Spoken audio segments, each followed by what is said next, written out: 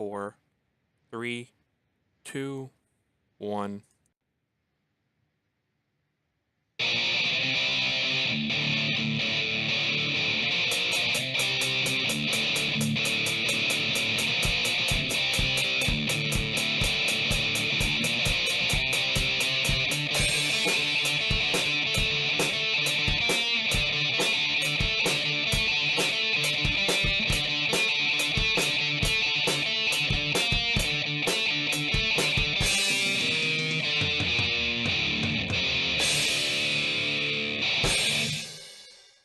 All right, welcome to another installment of the Fragments of Silicon Reviews. The name is what it says on the tin can, basically, for those who are just joining us for the first time. We've had a lot of new subscribers, so it's easy to... That's good. Yeah. I mean, we're up to about 90, so... Anyway. Welcome new people who care to listen to what we have to say. Indeed. Either live or, VOD. I guess technically our videos aren't... I mean, they're not called video on demand, but I guess they are. I don't know. Anyway, terminology aside, we're starting things off with a game called Zen of Sudoku. Why this? Well, I explained the whole story on Wednesday. Basically, one of our obligated games got delayed a week, so something needed to fill the gaps, and I happened upon this at the convenient time. So it gets the thumbs up. Mm-hmm. As it is, it's a pretty easy thing to review because I suppose I could go into the whole history of Sudoku and what Sudoku is to eat up some time, but I don't think I need to do that because all you at its basis, Sudoku is, well, it's not a mathematics puzzle as some might think it is because of all the numbers. In fact, you don't have to use numbers for the symbols. It's just it started out with numbers, but we're getting into variants here. Sudoku is a logic puzzle where you fill in each row, column, square with numbers, and you have to make sure nothing intersects. Mm-hmm. And your traditional Sudoku is done by 9 by 9 squares, and that's pretty much the basis of the entire concept. Thus, it's a pretty hard thing to screw up. It's like checkers, chess, backgammon, a whole bunch of not video games that have been around for a while. Granted, Sudoku is only a few decades old as opposed to the thousands of years some of these others have. The point is, Sudoku has its own set rules and regulations, and at least a decent package is going to follow them. Mm-hmm. Attaching onto the Zen part, well, it's feeding into the whole clearing your... it's actually kind of... contradiction between what you're doing with Sudoku and what you're supposed to do with Zen. Mm-hmm.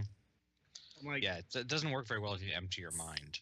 Yeah, it's Zen is all about relaxation, emptying your mind, soothing, as any number of Zen music videos on YouTube want to tell me. Sudoku is you actively using your mind to solve problems. The Zen is really all about the aesthetics. Mm-hmm. Although I guess if you get really good at it, it can be almost automatic. Right, but that takes a certain level. And I'll grant you can reach that with this package, but we'll go into that in a little bit. But Zen is more the art, the music, such as it is. It's very Zen garden. Yeah, it's raking sand and coal rocks to free your mind of thought, which is, like I said, an interesting concept to use in conjunction with Sudoku. But not only has he got the whole ancient Japanese art style going on here, um, I suppose you've got like traditional instrumentation going on in the main screen, but that'll be about it for actual music because what the sound package is in the actual game is not music but ambient sounds like real world noises. Birds chirping, various animal noises, a lot of wind chime, and not wind chime being used as an instrument, just like it was being blown by the wind. Mm-hmm. It's all feeding into the natural aesthetic that the game's cultivating here. You know, whether or not it works, like I said, in terms of actual Zen, no, it doesn't. But in terms of wrapping around a Sudoku package, why not? It's harmless. Like, anyway, let's see. So it's also worth noting Zen of Sudoku here is a fairly old game. Like, looking at the release notes and everything, it first came out in the year of 2006, and apparently it also was a paid game released, and the developer is Unknown Worlds Entertainment. And this is actually a bit of a timely review because they just put out their big project Subnautica on Steam, which is a really, really different game. Then again, what they're most known for, the Natural Selection series, is pretty different from this. Like, this apparently was like a side project they wanted to do, possibly in conjunction with some funding. Yeah, I imagine this is a fairly simple game to program. Yeah, comparatively. Why at least bring the hard part would be the puzzle calculating algorithm, probably. Yeah.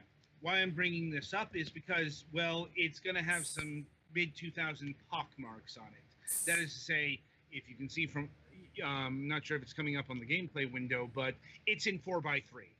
You know, Mm-hmm. it's, and I think it's running in Flash. Don't quote me on that. I think it is too. Not that Sudoku particularly needs a wider aspect ratio than 4x3, but No, but it's definitely a game that, it's definitely a simple game made from that particular era. Like, it's no different than like the PopCap games or Mumbo Jumbo games of the era. It's just, if you don't like Flash, I suppose, although this isn't exactly website Flash. It's like, it's not going to make your browser vulnerable. right. So don't worry. It's just, yeah. If you have we all have like widescreen monitors now, so it's going to be a bit jarring to have borders on this thing because it was don't full screen it. It's weird. Yeah. It screwed up with my maximized thing of Chrome when I got out of full screen mode because it didn't like the resolution at all. Yeah, it moved some of my window around the first time I loaded it. But yeah, I mean, as a Sudoku game, it's pretty simple in terms of like how you physically do it.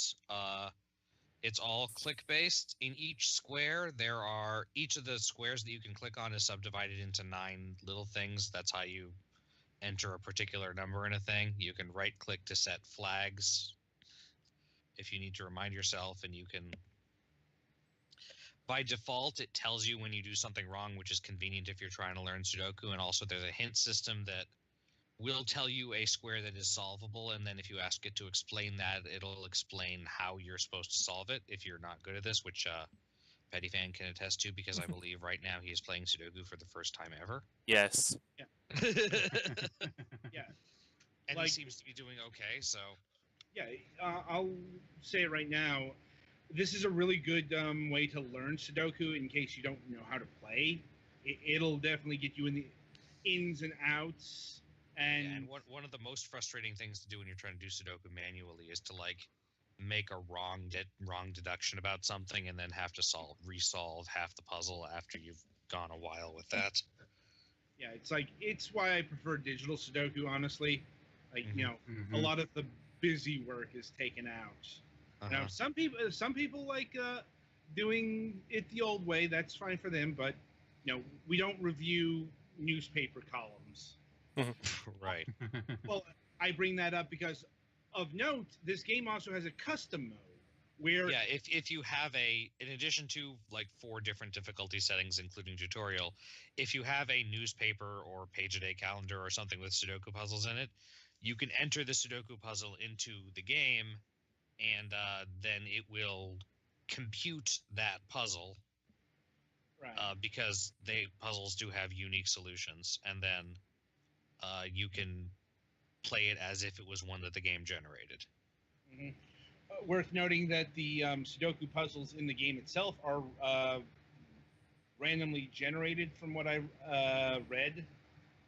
Yeah, they're procedurally generated because Right. Sudoku is an algorithm. Right. And if there's anything computers are good with, it's a logarithms. At least they should be. Huh. Anyway, let's see. As far as beyond that, there's not really much to recommend here because aesthetics aside, it's about as vanilla a Sudoku package as you could possibly get. Yeah, it has some like in-game achievements. I don't think they're related to Steam achievements, but I think this game might have existed before Steam achievements were a thing. yeah, it has sort of in-game achievements, and they're mostly solve X number of puzzles and then like solve a few puzzles on each difficulty without the tells you if you do a wrong thing or any of those functionalities on. Right. I'm like they're pretty boring achievements, if I'm being honest. Mhm. And also, to delineate what each of the difficulty modes do, that has to do with the amount of numbers shown.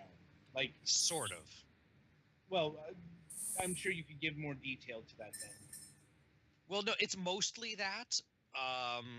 Just harder, easier Sudoku puzzles almost always have more numbers shown, but some harder ones are a little bit more complicated like that. They won't have like that many fewer shown, but the ones that are available will be arranged in such a way that some of them require a much more roundabout. Like there might be you need to only need to find a couple of things in one of the squares, but in order to figure out what those actually are, you need to solve like 3 other entire squares that have very little in them. Good to know. Good to know. Like, Yeah, but- it has to do with both how many numbers you have to fill in and like how far away the solutions are from being obvious. Yeah. Sorry. well, it's like, and I'll note, if you're actually going to use the difficulty system, you have to turn off all the hints because it won't matter what level you play as. It'll always be pretty easy. Right, because it'll tell you this one is one you can solve next, and then you either look at that and say, oh yeah, I can see that there are all between the rows and columns and square, there's only one option here, or Right. you just click it again and it says, okay, since you obviously didn't notice, the only number that can go there is 5. Like, yeah. So, on the one hand, it does have perceivably infinite gameplay because it's all logarithmic, as opposed to some Sudoku packages which had unique puzzles but they never changed. Like, I remember plenty of those. Like Sudoku, 100 different puzzles and whatnot. Like I think that was off of the Brain Age Sudoku. Yeah, and those handcrafted ones, as it were, are probably slightly more interesting or unique puzzles rather than procedurally generated ones. But Right. Though I think you'd have to have a keen eye to really note that. right. Though also, as I mentioned before, there's no variation here. It's pure classical Sudoku, number 9 by 9. Yeah, And- you can. There's no way to do the other types of Sudoku that you can do Sudoku with a smaller or larger grid and it works the same. It's actually, it's what 6x6 Sudoku is like criminally easy. Or So- 2x2 squares. hmm something like that. Yeah, if you make it smaller, it gets super easy. Yeah, and you can of Um, course do it larger, like 12 by 12 is a popular one. Yeah, and then it gets really hard, and you usually have to stop using numbers because having two-digit numbers in the squares gets distracting. Mhm. Yeah, that's why sometimes either letters or some kind of symbology is used. Yeah, all you really need is enough distinct symbols. It's just that numbers happen to be really easy to scan for most people. Right. Yeah. So at the end of the day, um, this is a fine package of Sudoku. It helps that it's free. It's a tad dated. You know, it's got some of those mid 2000s, not so much quirks, but standards Mm-hmm. applied to it. You know, if you like, if you got a problem with your monitors, yeah, don't full screen it. But you know, ultimately, yeah, I can recommend this. It's a solid package. Yeah, I think the only real big issue with this is that it's on PC because Sudoku is not a game that you like sit down to try to accomplish, and I usually associate PC gaming with sitting down and trying to accomplish something. This is a game that you do while you're waiting or spending time for something or Well, that's also kind of indicative of the era that this came out. This was casual gaming for PCs in 2006. right. And Remember, that's just my opinion. I'm not married well, to it. it's remembering that 2006, we're still in pre-iPhone era. Right. You know, it's like, I suppose you'd have Sudoku on the phones of the age. It's just, you know, kind of awkward compared to what you can do with a touchscreen. I mean, I have a Sudoku program on my smartphone. Uh, it, and honestly, yeah, that is where I'd recommend playing a thing like Sudoku. And Sudoku and portability have been, you know, pretty synonymous ever since the Sudoku craze started back in 2005, somewhere in the mid 2000s. There, like Brain Age. I remember part of the Brain Age package being displayed pretty prominently was the Sudoku portion. Yeah, and there was an option we could just play Sudoku puzzles. Hmm. And that's not even discounting the many Sudoku packages that were published for the DS and 3DS. Mm-hmm. So, yeah, it's like so. It's just this falls in line because you don't have to pay for it. Now, paying for a Sudoku package in this day and age is a iffy proposition. And Because honestly, the fact that this one lets you put in custom puzzles that you find other places is Mhm. a big. I mean, I don't think that's probably an uncommon feature in Sudoku things, but as a free one, it's really convenient. Yeah, I mean, just looking up other Sudoku games on Steam, and they do exist. A few of them came out this past year. You got Sudoku Universe, you got Color Sudoku, you got just a thing called Sudoku. But the thing is, you have to pay for them. $2, $2, $5. There's a thing called Sudoku Quest for $3.89. The point is, yeah, you don't have to pay for this package. So it's a little on the old side. The Zen aesthetic doesn't really work, though it is quite relaxing if you can get into the zone. Um, Ultimately, I'd say go with it if you're interested. So, any final words on Zen of Sudoku? It's a game you can go play for free. Yeah, there's definitely no harm in trying it if you're like at all interested. Even if you like have seen Sudoku puzzles in the newspaper and wanna, hey, what's that all about? You know, go for it. It's free and not particularly taxing. So No. Like, Mm-hmm. all right, so that'll about do it for the first game of the evening. Coming up after the break, we will be reviewing Wild Romance Mofu Mofu Edition. Uh, and, well, if you missed the interview on Wednesday, you might you might want to be careful because this package is very sexual in nature. Be upfront about that. And if that's a thing that's against your sensibilities, yeah, better to not tune into that particular episode. So until then, I wish you good gaming.